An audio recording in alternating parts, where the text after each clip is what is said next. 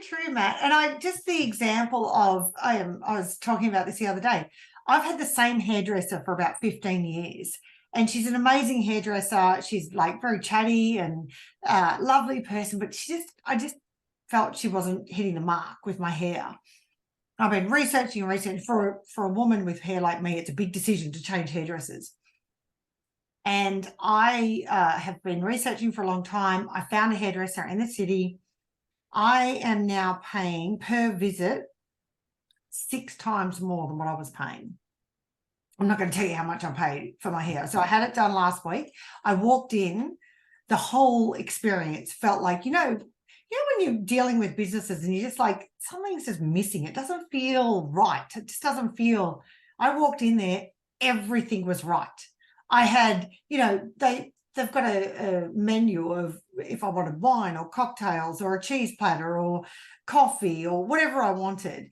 And then the whole experience, the people, the way I was spoken to, the way I was listened to. And I just felt the minute she started talking about my hair and touching my hair, I felt I'm in the right place. It feels right. And for that, I was willing to pay 6 or 7 times more than what I would normally pay. So that's what I think those connections do. It's like finding who you want to work with and serving them really, really well, which goes to my second point, which is getting really confident around what you know. So bookkeepers know a lot of stuff and they see a lot of stuff in businesses every single week.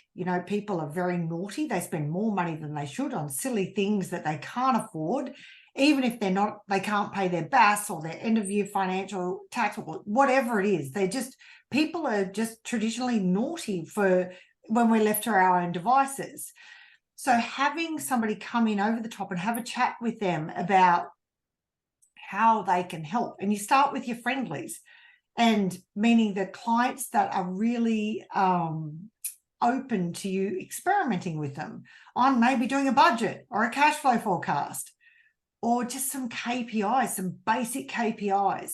And once you start seeing the results of that with 2 or 3 clients, that's when you can go out and start telling the world about these extra services that you offer.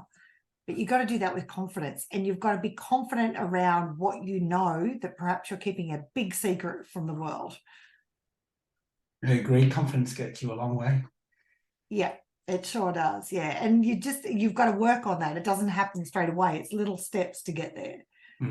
Yeah, for sure. Hey, thanks heaps for sharing those. I really appreciate it, Sharon. No problem. It's been fun.